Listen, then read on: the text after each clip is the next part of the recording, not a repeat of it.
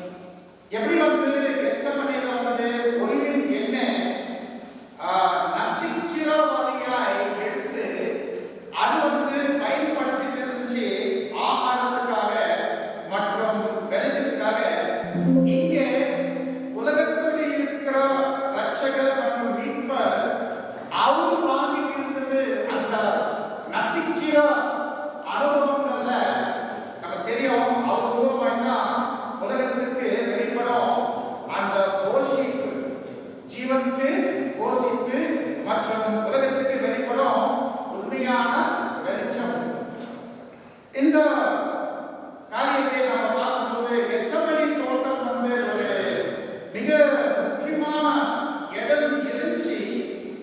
கர்த்தருடைய இருக்கிற 3.5 வருஷம் இருக்கிற புது சிருஷ்டி வாழ்க்கையில மட்டும் இல்ல, நம்ம பார்க்கிறோம் கர்த்தருடைய முதலாம் வருகையில் இருக்கிற சாட்சி பற்றி நம்ம சிந்திச்சா இந்த கெத்செமனே தோட்டம் அங்கே வாழ்ந்த அனுபவங்கள் மிக முக்கியமா இருந்துச்சு.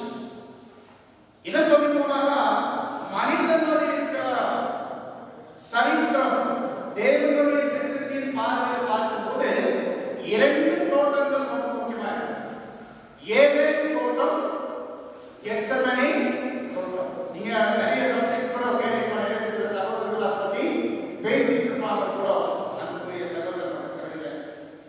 இப்போ இந்த இருக்கிற கெத்செமனே தோட்டத்துல கர்த்தர் வராரு.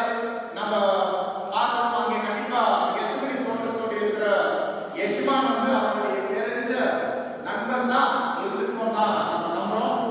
அதுக்கு ஒரு முக்கியமான காரணம் என்ன சொன்னா, வாசிக்கிறோம் மார்க் 14ஆம் அதிகாரம் 51-52 ஒரு வாலிபன் ஒரு துப்பட்டியை மாத்திரம் தன்மேல் போட்டுக் கொண்டு அவன் பின்னே போனான்.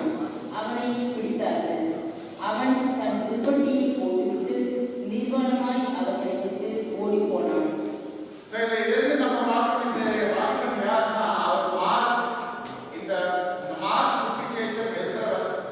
ஸோ இப்போ அந்த வாலிபன் வந்து ஏன் வந்து அந்த மாதிரி வஸ்திரம் போட்டுருந்தானா, அவர் தூங்குறதுக்கு அந்த வீட்டில இருந்து வெளியே வராங்க. இந்த சத்தம் வந்துட்டு ஏதோ நடக்குது இங்கே தோட்டத்தில் வந்து பார்க்கலாம்னு சொல்லிட்டு வெளியே வராங்க.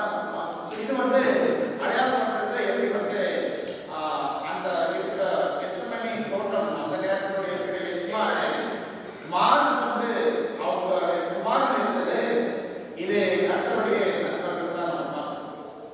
இப்போ அந்த கெத்செமனே தோட்டத்துக்கு பிரயாணம் பண்ணி வரும்போது கர்த்தர் வந்து சீஷர்களுடைய இருதயம் ஆயத்தம் பண்றதுக்கு பிரயாசம் பண்ணியிருந்தார்.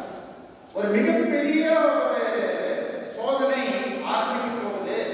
அந்த மிகப்பெரிய சோதனை வந்து அவங்க தாங்கணும், அவங்க புரியணும், அவங்க பிரயாசம் பண்ணிக்கிறாங்க. இங்க நம்ம பார்க்கணும், அவங்க பேசிட்டு வரணும் தான் பார்க்கணும். இப்போ அந்த விஷயத்தை இருந்தாலும் கூட ஒரு தீர்க்க தரிசனம் நிறைவேறும். ஏன்னா அவன் தாங்க முடியல. பிரதர் தான் முதல் சப்ஜெக்ட் சொன்னார், அந்த மாம்சமே தாங்க முடியல. ஒரு தீர்க்க தரிசனம் நிறைவேறும் போது அந்த தீர்க்க தரிசனம் நம்ம வாசிக்கலாம். செப்பனியா 13ஆம் அதிகாரம் 7ஆவது வசனம்.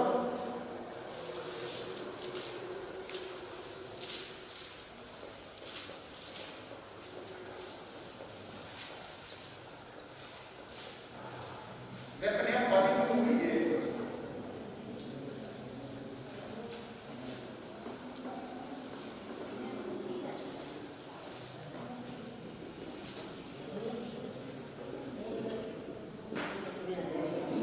செப்பனியா 13ஆம் அதிகாரம். சக்கரியா 13ஆம் அதிகாரம் 7. பட்டயமே என் மேய்ப்பன் மேலும் என் தோழனாகிய புருஷன் மேலும் எழுந்து என்று சேனைகளின் கர்த்தர் சொல்லுகிறார். மேய்ப்பனை விட்டு அப்பொழுது ஆடுகள் சிதறி போகும். ஆனாலும் என் கரத்தை சிறுவர் மேல் திரும்ப வைப்பேன். இது வந்து ரொம்ப ஆச்சரியமான தீர்க்க தரிசனமா இருக்கிறது நம்ம பார்க்கிறோம். இங்க இந்த ஒரு தீர்க்க தரிசனத்துல வந்து பட்டயம் பற்றி பேசுது. பட்டயம்னா மரணம். மெய்ப்பன் அவருடைய தோழர். அவங்க மெய்ப்பன் வந்து நம்ம பார்க்க முடிக்கிறது கர்த்தராகிய இயேசு கிறிஸ்து. தோழர் குறித்து 7ஆம் தூதன், 7ஆம் சபையுடைய தூதன் சகோதரர் ரசல். இது விஷயம் வந்து ரொம்ப பெரிய சப்ஜெக்ட். அது வேற சமயத்துல நம்ம சமயம் கிடைக்கும் போது அதனுடைய சம்பந்தம் நம்ம பார்க்கலாம். எப்படி மரண சம்பவங்கள் வந்துச்சு கர்த்தராகிய இயேசு கிறிஸ்துக்கு, எப்படி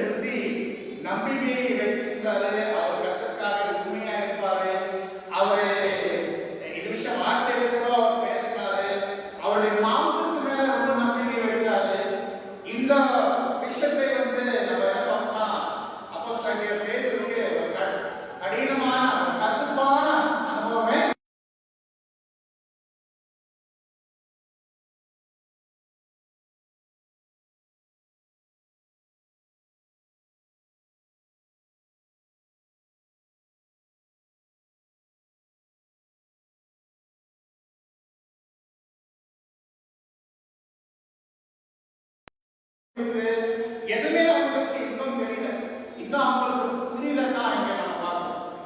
இதே இந்த விஷயத்துல இருந்து நான் இன்னைக்கு கிட்டத்தட்ட 2000 வருஷம் பிற்பாடு இந்த சுவிசேஷ யுகத்தின் முடிவில் இருக்கிற கர்த்தராகிய இயேசு கிறிஸ்துவின் சீஷர்கள், லவோதிக்கேய சீஷர்கள், இப்ப நமக்காக இருக்கிற படிப்பினை இங்க என்ன கேட்டாங்க, நமக்கு படிப்பினை என்ன இருக்குன்னா உறுதிப்பாட்டு.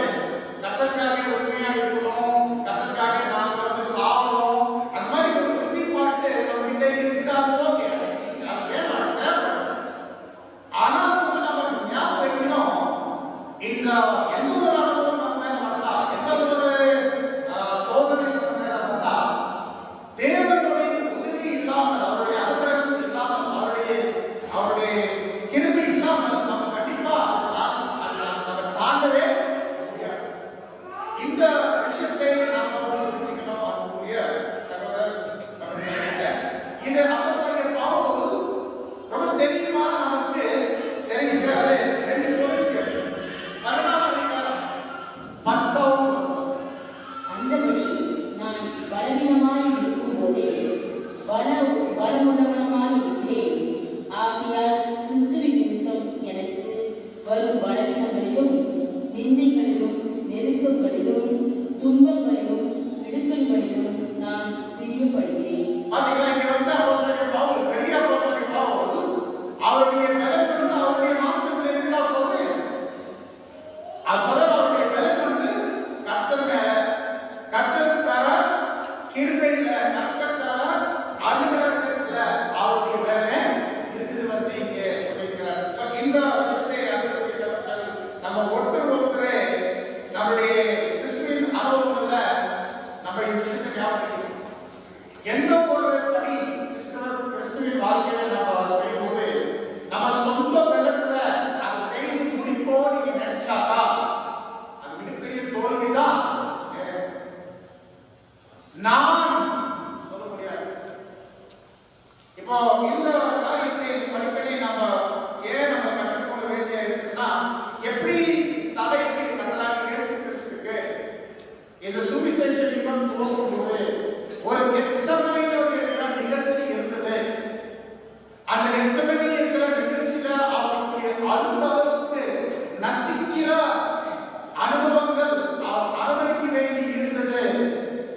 தேவனுடைய கிருபையில தான் அதை தாண்டினார்.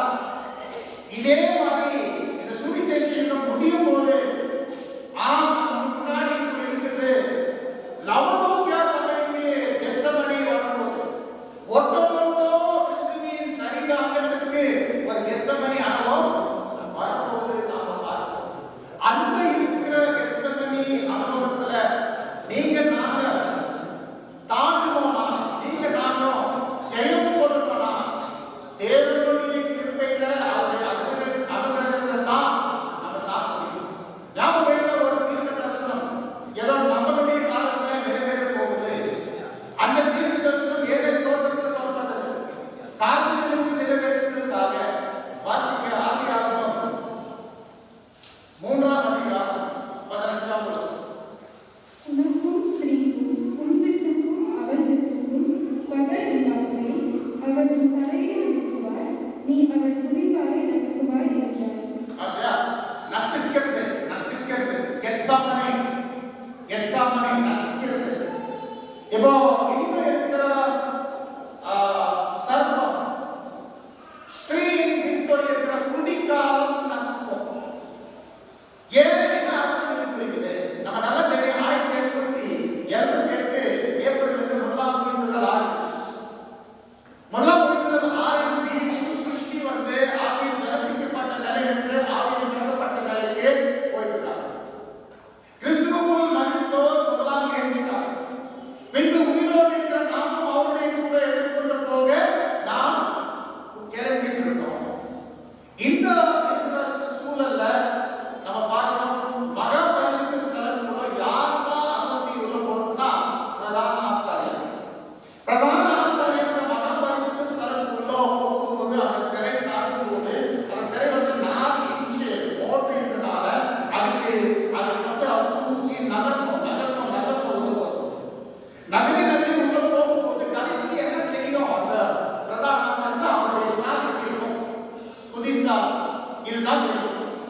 இந்த கடைசி இருக்கிற புதிர்கால பாகம் தான் மாம்சத்துல இருக்கிற நிலைமையில கடைசி நிலைமையில தான் இந்த சர்ப்பம் என்ன பண்ணா நசிக்கிறோம். இதுதான் ஒரு பெரிய உபத்திரவம் கொண்டு வரதுக்கு தேவன் அனுமதி தருவார். இதுதான் நம்ம பார்க்க எப்ப நடக்கும் போதெல்லாம் 7வது கலசத்துல நீங்க நாங்க இப்போ வாழ்ந்து கொண்டிருக்கிறோம் 6ஆம் கலசத்தின் கடைசி நேரத்தில்.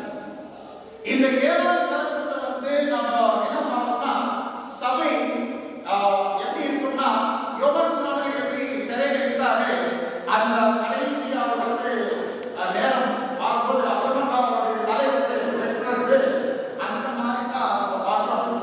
7ஆம் கலசத்தின் சமயத்துல சபை இருக்கிற நேரம். அதுக்கு முன்னாடி அதாவது இப்போ நாம் அதை அழுத்தமாவதற்காக ஒரு எச்சரிக்கை எப்படி நம்ம கர்த்தர் கொடுக்கிறார் அப்படின்னு கேட்டாக்கா வாசிங்க வெளிப்படுத்தல் 14ஆம் அதிகாரம் 15ஆம் வசனம். இதோ திருடனை போல் வருகிறேன். தன் மானம் காணப்படத்தக்கதாக நிர்வாணமாய் நடவாதபடிக்கு விழித்துக் கொண்டு தன் வஸ்திரங்களை காத்துக் கொள்கிறவனுக்கு பாக்கியவான்.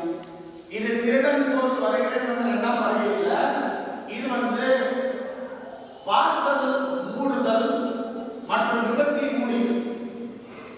அந்த சமயத்துல நம்ம பார்க்கணும் என்ன மாதிரி இருக்கிற ஒரு ஆலோசனை கற்றுக்கிறாரா உங்களுடைய வஸ்திரங்களை காத்துக்கொள். ஏன்னா இது ஒரு தீமை நிறைந்த உலகம், பாவம் நிறைந்த ஒரு பாவம் பெருகி புது பாவங்களை பண்ணினது. இந்த மாதிரி உலகத்தில் மற்ற நீங்க நாங்கள் வாழும்போது நம்முடைய சத்ரு நம்ம உள்ள வாசம் பண்ண சத்ரு அதை நம்ம காத்துக்கொள்வோம். நம்முடைய மாம்சம் அந்த மாம்சம் அந்த நேரத்தில் எப்படிதான் காத்துக்கொள்ளணும்னா வெளுத்திருக்கிறது ஒரு பக்கம். ஆனால் ரொம்ப முக்கியம் ஜபம் பண்ணணும். பாவம் மன்னிப்புக்காக நம்ம என்ன பண்ணணும்? ஜபம் பண்ணி அந்த தொடர்ந்து அந்த கரை என்ன பண்ணிக்கிறோம்? கழுவிட்டே இருக்கணும். அப்போதான் தேவனுக்கு பரிசுத்த பலிகள் நம்ம செலுத்தலாம். ஒரு ஜெயம் கொள்றவர் கணக்கில் நாம் ஆகலாம். ஸோ இதுதான் கர்த்தர் நமக்கு ஒரு எச்சரிக்கை கொடுத்திருக்கிறாரு. ஏனெனில் நாம் கூட ஒரு எக்ஸாமினி நேரத்துக்கு நேரத்துக்கு போயிருக்கிறோம் அப்படின்னு சொல்லி இப்போ அங்கே இருக்கிற எக்ஸாமினி தோட்டத்துக்கு வந்து அங்கே சேரும்போது நம்ம என்ன படிக்கிறோம்னா கர்த்தர் அவருடைய 11 அப்போஸ்தலர்ல 8 அப்போஸ்தலர் வெளியே அவங்களை உட்கார்கிறார். அவர் 8 பேர் அங்கே உட்கார வச்சு அவங்களை காவல் மாதிரி பார்க்கணும். யாராவது வந்தானா அவங்க சொல்லணும். 3 அவருடைய ரொம்ப நிலக்கமா இருக்கிற அப்போஸ்தலர்கள் அவருடைய கூட குட்டி உள்ள போறாங்க. உள்ள போயிட்டு அவரு எதிர்பார்த்துக்கிறாரு இந்த 3 பேருக்கு ஏதாவது ஒரு ஆறுதல் அவருக்கு தேடுதல் அவரு கிடைக்கும். ஆனா நேரம் நடுராத்திரி இருக்கிறதுனால இந்த அந்த காலத்துல ஜனங்கள் கரண்ட் இல்லாத நேரம். ஏன்னா இப்ப நம்ம வாழ்கிற காலம் வேற, அப்படி 2000 வருஷம் இருந்த காலமே கரண்ட் இல்லாத நேரம் எப்பெல்லாம் இருட்டாகுது அப்பவே அவங்களை தூக்கிடும். எப்போ சூரியன் உதிக்குது அப்பவே அவங்க எச்சிப்போம். ஆனா இப்போ இந்த சீசன்கள் இந்த நாள் அந்த இருட்டாக நேரம் ஒரு 7 மணி இருந்தா அவங்க கிட்டத்தட்ட 5 மணி நேரம் தாண்டி நடுராத்திரியில அவங்க இந்த சம்பவங்கள் இருக்கும்போது ஒரு பக்கம் அவங்களுடைய பழக்கம் தூங்குற பழக்கம், இன்னொரு பக்கம் நம்ம என்ன பார்க்கணும்னா இந்த நாள் நிறைய விஷயங்கள் நடந்துச்சு. கர்த்தர் அவங்க கிட்ட ரொம்ப பேசினாரு, மரணம் பத்தி பேசினாரு, காட்டி கொடுக்கிறவர் பத்தி பேசினாரு. எல்லாம் வாங்கி இப்போ இந்த இருக்கிற எக்ஸமனி தோட்டத்துல கர்த்தர் உட்கார நான் போயிட்டு ஜம்ப் பண்ணிட்டு வரேன்னு சொல்லும்போது அவங்க முடிச்சு இருக்கிற முடியல. அவங்களுக்கு அப்படியே தூக்கம் வந்துச்சுதான் நாங்கள் பார்க்கிறோம். ஸோ மறுபடியும் தீர்க்க தரிசனத்தின் பிரகாரமாக எஸ்ஐயா 63:3 கர்த்தர் இயேசு அவருடைய எக்ஸமனி துக்கத்தின் எக்ஸமனி ஆனவர்கள் அந்த நசுக்கிற அந்த அனுபவங்களை அவர் யாரே அவருடைய கூட இருக்கவே ஒண்டியா அது தாங்க வேண்டி இருந்துச்சுன்னா அந்த வசனம் அந்த தீர்க்க தரிசனத்தை படித்தான் இங்க நம்ம பார்க்கிறோம். அது இயேசு வந்து அந்த நாளில் வந்து அவருடைய சீஷர்களை காப்பாற்றி கடைசி வரைக்கும் அவங்களுக்கு எல்லா விதமான எச்சரிப்பான வார்த்தைகளை பேசி அவங்கள கெத்செமனே தோட்டத்துக்கு கூட்டிட்டு வரும்போது அப்பதான் நம்ம என்ன பண்றோம்னா அவருடைய யோசனை வந்து அவரை பத்தி அவருடைய இருக்கிற காரியங்கள் நினைவுக்கு வரும்போது அவரு சொல்றாரு சீஷர்கிட்ட மத்தேயு 26 38 வசனம். அப்பொழுது அவர் என் ஆத்துமா வருவது கேடுமான நின்று கொண்டிருக்கிறது.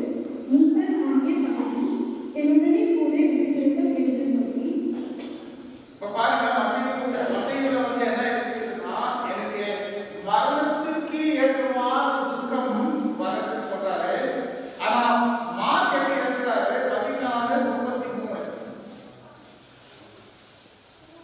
பேதுருவையும் யாக்கோபையும் யோவானையும் தம்மோடே கூட்டிக் கொண்டு போய் திகிலடையவும் மிகவும் வியாகுலப்படவும் தொடங்கினார். மிகுந்த ஆச்சரியப்பட்ட இங்கிலீஷ்ல so amazed. அதாவது என்ன ஆச்சுன்னா திடீர்னு அவருக்குள்ள திகில், பயம், ஆச்சரியம் இப்படிப்பட்ட இருக்கிற அனுபவங்கள் அவருக்குள்ள உருவாக்குவதை நம்ம பார்க்கிறோம். இந்த சூழல்ல தான் நம்ம பார்க்கிறோம். லூக்கா என்ன இருக்கிறாருன்னா அவர் வேறு தண்ணி மாற்றிருந்துச்சு.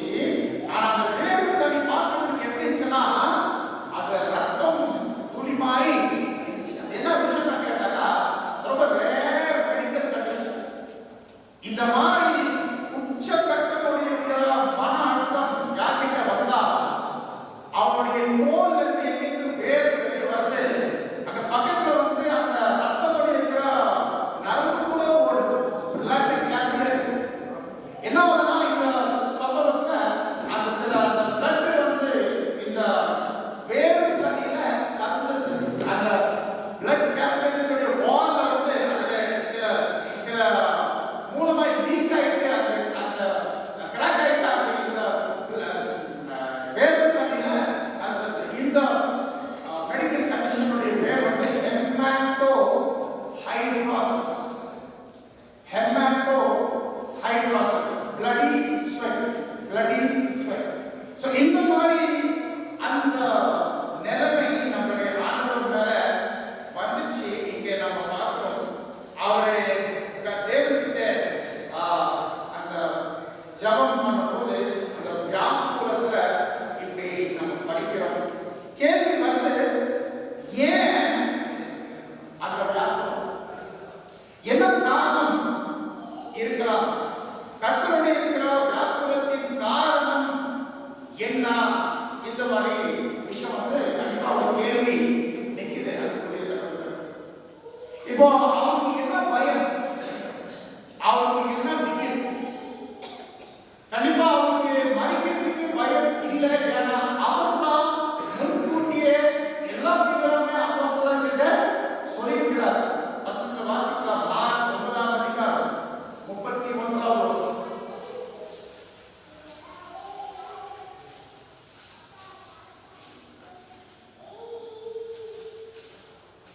மார்க் 9:31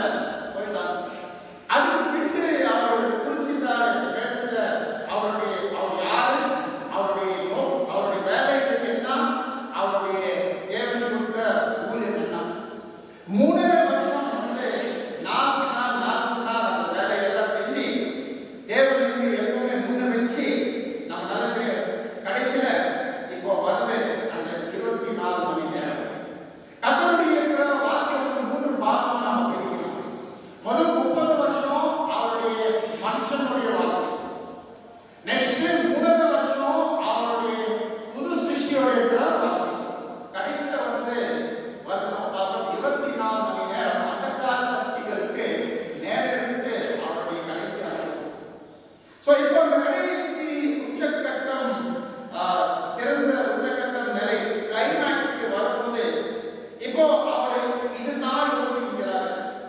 அவரை யோசிக்கிறாரு, நம்ம தேவன் கொடுத்த வேலை எப்படிதான் நான் செஞ்சிருக்கிறோம், முழுசா செஞ்சிருக்கிறோமா, பரிபூர்ணமா செஞ்சிருக்கிறோமா, ஏதாவது ஒரு குறை இருக்கா, அது மாதிரி கேள்வி கேட்கும்போது அவர் பதில் கொடுக்கிறது. இதான் ரொம்ப முக்கியம். கேள்வி கேட்கும்போது நாம பதில் கொடுக்க முடியாது. யாருக்கு பதில் கொடுக்கணும்? தேவன் தான் பதில் கொடுக்கணும். கண்டிப்பா இந்த சூழலை அவரை தேவன் கிட்ட வேண்டிக் கொள்கிறார். தேவன் அவருக்கு அந்த பதில் கொடுக்கணும். தேவனுடைய சித்தத்தை இது வரைக்கும் எப்படி செஞ்சாரு, அது மட்டும் இல்ல, கிளியரா புரியுது. அவருக்கு முன்னாடி எப்படிப்பட்ட காலம் வரும்போது அடுத்து எப்படிலாம் அந்த இருக்கிற காலத்துல எப்படி அவர் இருப்பாரு, எந்த அளவுக்கு அவரு உண்மையா இருப்பாரு, எந்த அளவுக்கு அவர் தாங்குவாரு, அவருக்கு சரியான கீழ்ப்படிதல் வெளிப்படுமா, சரியான விசுவாசம் வெளிப்படுமா, சரியான தைரியம் வெளிப்படுமா, இதெல்லாம் அவரை கேள்விக்கு வேண்டிக் கொள்கிறார். நம்ம ஞாபகம் வைக்கணும், கர்த்தருக்கு ஒரு மறைத்து பேசுறவர் இருக்கவே இல்லை. நமக்கு மறைத்து பேசுறவர் இருக்குது, கர்த்தருக்கு மறைத்து பேசுறவர் இல்லை. அவர்தான் எல்லாம் இருக்கிற பொறுப்பு அவர் மேல அவர் எடுக்கணும். அவருடைய ஜீவனே அவரை ஆபத்துல வைக்கிறார். அவருடைய நித்திய வாழ்வு மற்றும் தேவன் பிதாவாகிய அவருக்கு முன்னாடி வைக்கப்பட்ட அந்த மகிமையான வாக்குத்தத்தங்கள் எல்லாம் எந்த ஒரு நிர்பந்தங்களுக்கு உட்பட்டதுன்னா அவர் உண்மையா இருக்கணும். கடைசி எவ்வளவு பெரிய பாரம் நம்மளுடைய ஆண்டவர் மேல இருந்துச்சு. இது மட்டும் இல்ல, அவருக்கு கிளியரா தெரிஞ்சிச்சு அவர் சாவ போறாரு சிலுவை மேல. அந்த காலத்துல சிலுவை எப்படி இருந்துச்சு தெரியுமா? இன்னைக்கு இருக்கிற தூக்கு தண்டனை. இப்ப யாரும் சொல்றாங்க, நாளைக்கு உங்களுக்கு தூக்கு தண்டனை கொடுக்க போறாங்க, அந்த மரணம் நீங்க சாப்பிடுங்க, எப்படி இருக்கும்? பேசுறது ஒண்ணு, அது நம்ம மேல வரும்போது எப்படி இருக்கும் யோசிப்பாங்க. அது மட்டும் இல்லை, அந்த சிலுவை மரணம் அந்த காலத்துல யாருக்கு? ரொம்ப கெட்ட குற்றவாளிகள், மோசமான குற்றவாளிகள், அவங்களுக்கு தான் அந்த சிலுவையில அடிபடுவாங்க. அது ஒரு அவமானம். இன்னொரு விஷயம், அந்த சிலுவையில அடிப்பட்ட குற்றவாளிகளுக்கு அவங்களுக்கு ஒதுக்கிற காரியத்தை அந்த சரீரம் தூக்கி ஏகாணம் பண்ணுறோம். இந்த மாதிரி இருக்கிற நிலை, அவமானம், தேவகுமாரனுக்கு இவ்வளவு பரிசுத்தம் உள்ளவர், மாசிடாதவர், இப்படிப்பட்ட அனுபவம் அவர் அனுபவிக்கணும். இப்படி அவருக்கு பார்க்க வேண்டி இருக்கும். இதெல்லாம் யோசிக்கும் போது இவ்வளவு அவமானம் தேவையா? இது அவருக்குள்ள ஒரு போராட்டம். இது நம்ம பார்க்கணும். சகோதரங்க இறந்துச்சுக்கிறத நம்ம பார்க்கணும். அவரு யோசனை பண்ணிட்டு ஒருவேளை இந்த விஷயத்துல ஏதாவது ஒரு வகையில மாற்றுதல், குறைந்தல் இருக்க முடியுமா? தேவனை ஆனா என் சித்தம் இல்லை, உன் சித்தமாக.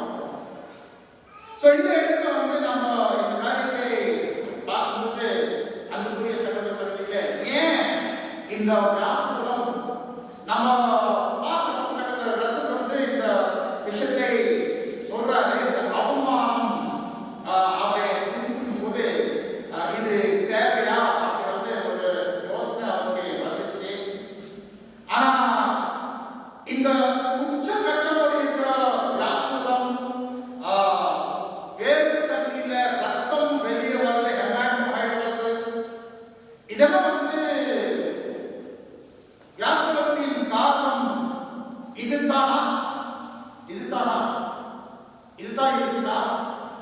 இப்ப இதுதான் இருந்துச்சு நாம் சொல்லிட்டா அவர் கொஞ்சம் அவர் பத்தி யோசிக்கிறார் இல்லைங்களா? அவர் பத்தி யோசிக்கிறார். ஆனா கர்த்தராகிய இயேசு கிறிஸ்து எங்கேயுமே அவர் பத்தி யோசிக்கிறது. அவரை தேவனுடைய சாயல் அந்த அளவுக்கு அங்க இருக்கிறார். இப்ப நம்ம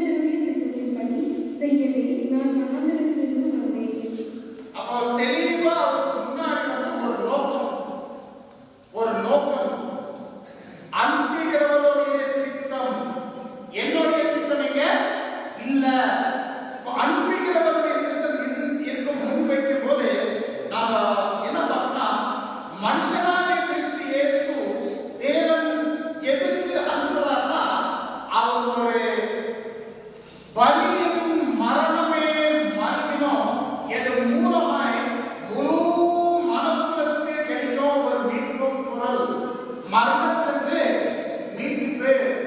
இது நம்ம முதல் தீமோத்தி 2:5-6.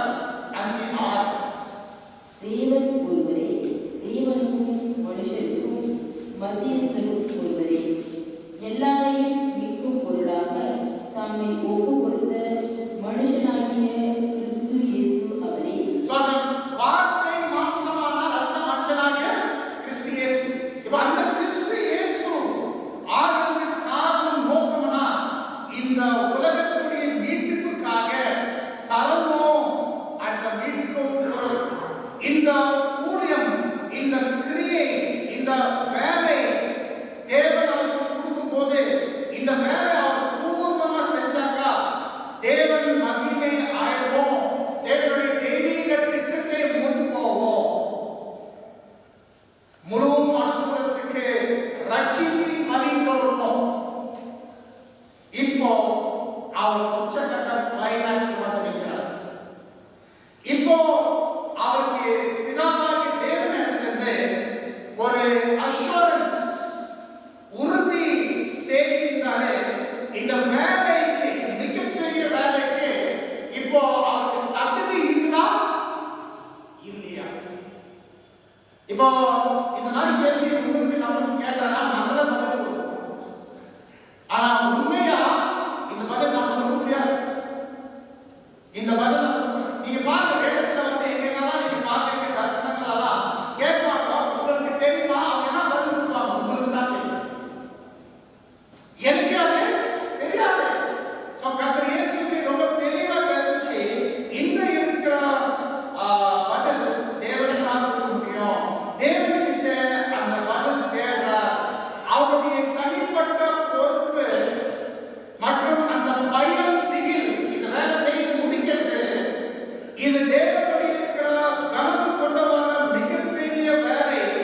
இது கர்த்தர் இயேசு மேல ஒரு பாரமான வெயிட் அவர் மேல இருந்துச்சு. இதுல வந்து கர்த்தருடைய இருதயத்தின் மேல, அவருடைய சிந்தை மேல இது ரொம்ப அழுத்தம் வெளிப்பட்டுச்சு. இந்த அழுத்தத்துக்கு பெருகி இருக்கிற காரணம் என்னன்னா, அந்தகார சக்திகள் வந்து அவரை தாக்கிக்கின்றார்.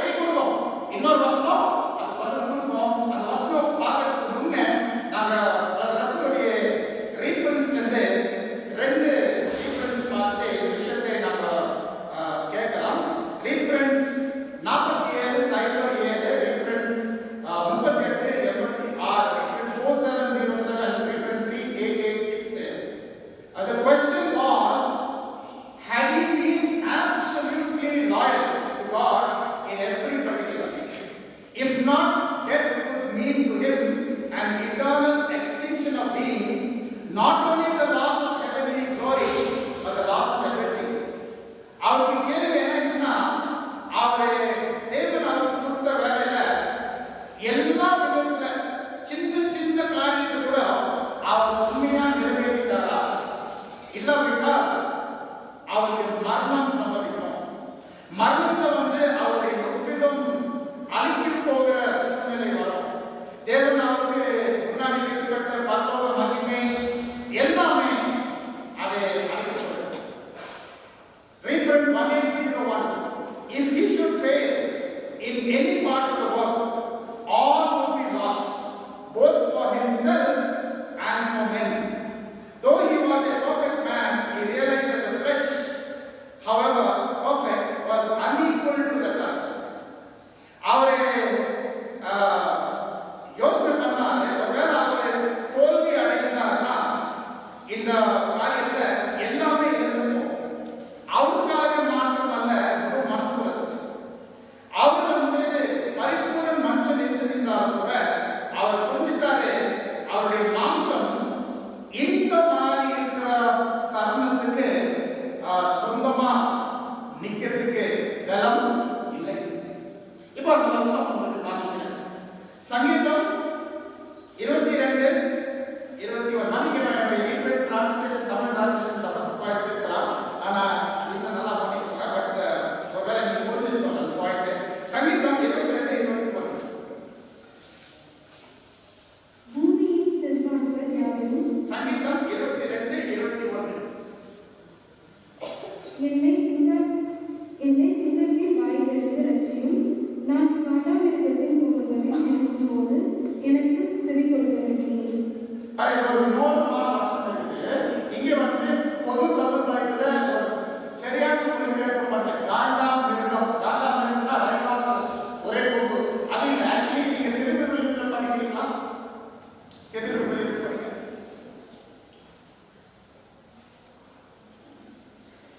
இந்த சிங்கங்களின் வாயிலிருந்து என்னை காப்பாற்றும், காட்டெருமைகளின் கொம்புகளில் சிக்கியுள்ள என்னை காப்பாற்றும். ஆக்சுவலி இங்க என்ன பண்ணா, என்னை சிங்கத்தின் வாயிலிருந்து ரட்சிக்கும், நான் காட்டு எருமையின் கொம்புல இருக்கும்போது நீ என்னை செவி கொடுத்தீங்க. இதெல்லாம் விஷயம் என்ன புரியுதுன்னா, இங்க பேசுறது காரணம் என்னன்னா, இந்த காட்டு எருமை குறிக்குது தேவனுடைய நீதி குணலட்சணம். நம்ம நல்லா தெரியும், காலை வெளிப்படுத்தல் 4ஆம் அதிகாரம் 6ஆம் வசனத்துல நம்ம பார்க்கிறோம். 2வது வசனம் காலை, அது இது காட்டு எருமை. இதுதான் தேவனுடைய நீதி குணலட்சணம். இது பேசுறது அவருடைய எச்சமணி அனுபவங்கள். சிங்கத்தின் வாய், சிங்கம் இங்க சாத்தான், சாத்தான் நேரடி விதத்துல மற்றும் சாத்தான் வச்ச கருவிகள், பாசியர், சாதுசியர், வேதபாரர், மற்றெல்லாம் கேலி கிண்டல் பேசுகிறார். இதுல இருந்து ரட்சியும் மற்றும் நான் காட்டு எருமையின் கொம்புல இருக்கும்போது நான் தேவன் நீதி உங்ககிட்ட கேட்கும்போது, தேவனே நான் எல்லா விதத்துல தகுதியா நடந்துக்கிறோமா, எல்லா விதத்துல நான் தகுதியா செய்து முடிச்சிருக்கிறோமா, அவங்க விசாரிக்கும் போது நீ என்னை செவி கொடுத்தீர், என்னை பலப்படுத்தினீர். இதுதான் அந்த எவிடன்ஸ். அந்த தூதன் வந்துச்சு, அந்த தூதன் வந்துச்சு.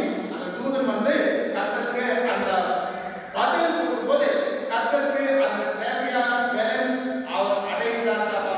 அதுக்கு பின்பு கர்த்தர் இயேசு முன்பு இருந்த கெத்செமனே இயேசு மற்றும் அந்த தூதன் பேசிக்கு பின்பு இருக்கிற இயேசு பெரிய வித்தியாசம், பெரிய வித்தியாசம். வசனத்தை வாசிங்க. யோவான் 18ஆம் அதிகாரம் வசனம் 4-6. இயேசு தமக்கு நேரிடப் போகிற எல்லாவற்றையும் அறிந்து எதிர்கொண்டு போய் அவர்களை நோக்கி, யாரை தேடுகிறீர்கள் என்றார். அவருக்கு அவர்கள் பிரதியுத்தரமாக, நசரேயனாகிய இயேசுவை தேடுகிறோம் என்றார்கள்.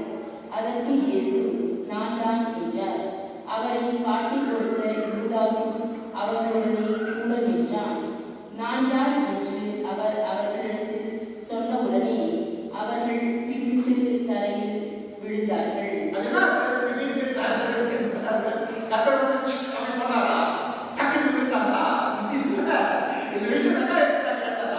அந்த காலத்துல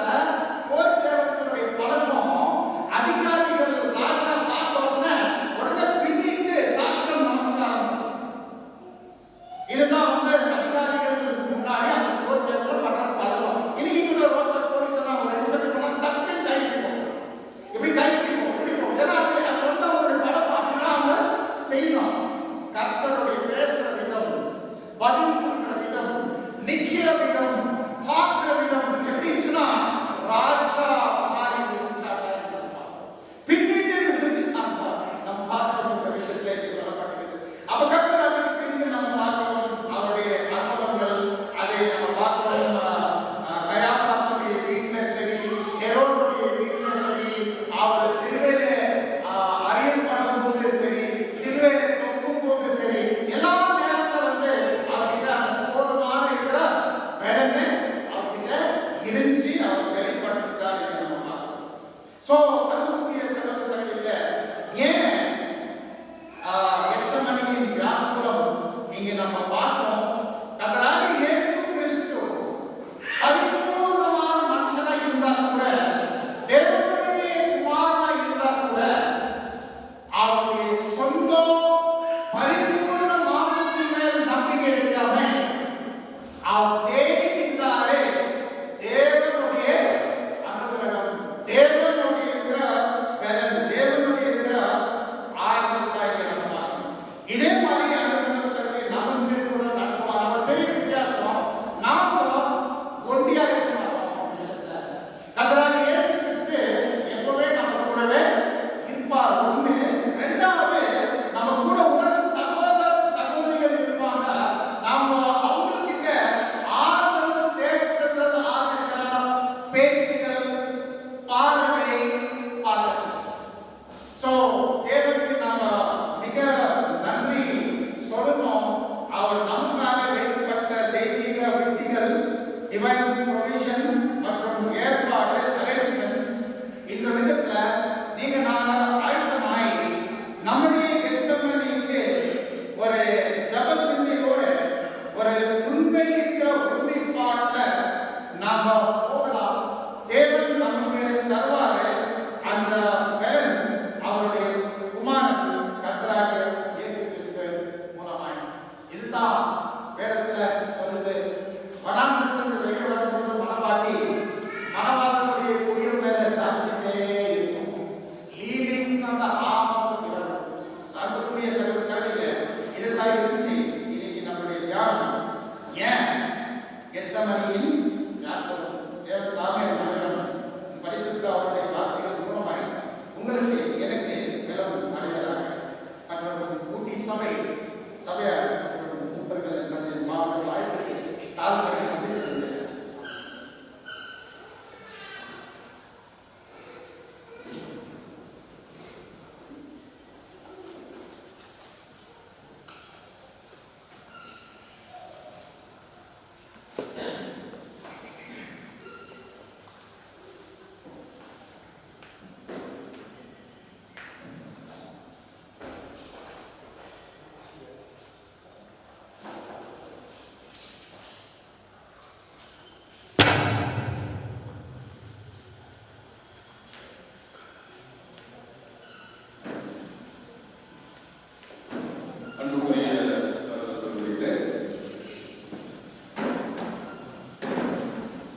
இந்த நேரத்திலும் ஏன் கெத்செமனி வியாக்குலம் என்கின்ற தலைப்பில் அநேக காரியங்களை நம் நாளிலே கற்றுக்கொண்டோம். அநேக காரியங்கள் நான் சொல்ல வேண்டிய விஷயம் இல்லை. கெத்செமனே என்றால் என்ன என்று கேள்வி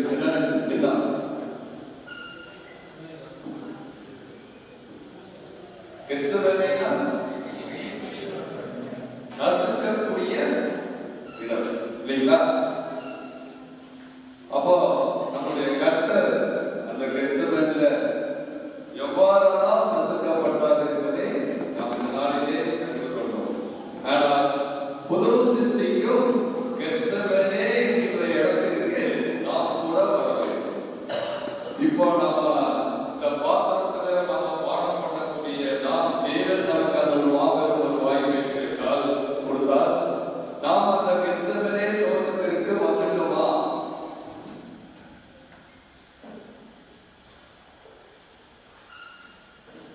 நமக்கு மாணவரே யார் இருந்தாங்க? நம்மளுடைய கர்த்தர் தான் இல்லைங்களா? அப்போ கெத்செமனே தோட்டத்துல கர்த்தர் எப்படி நசுக்கப்பட்டாரோ அதே போல புது சிருஷ்டியும் நசுக்கப்பட வேண்டும்.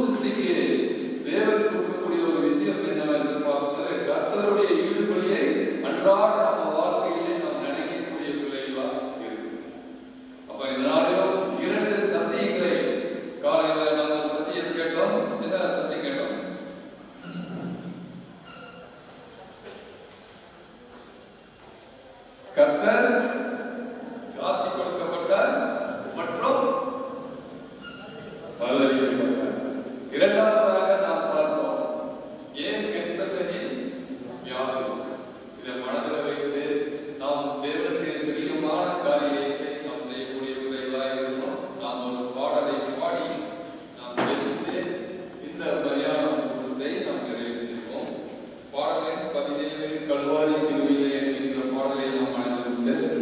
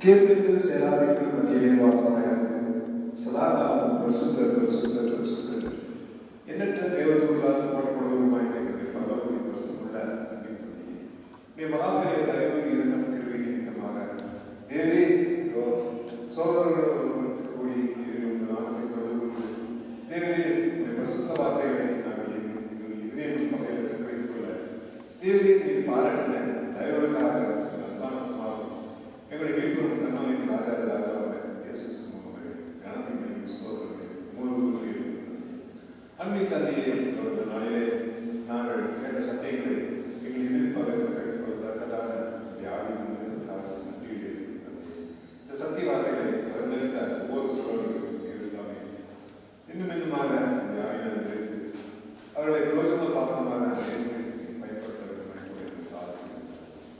இப்பட்ட நல்ல வாய்ப்பினை வேலையிலே வாய்ப்பினை நன்றிகள் உடைய முழுவதும் வசனம் நிறைவாயிருக்கிறார் நன்றிகள் ஜபத்தை நான் தானோடு உதாரணமாக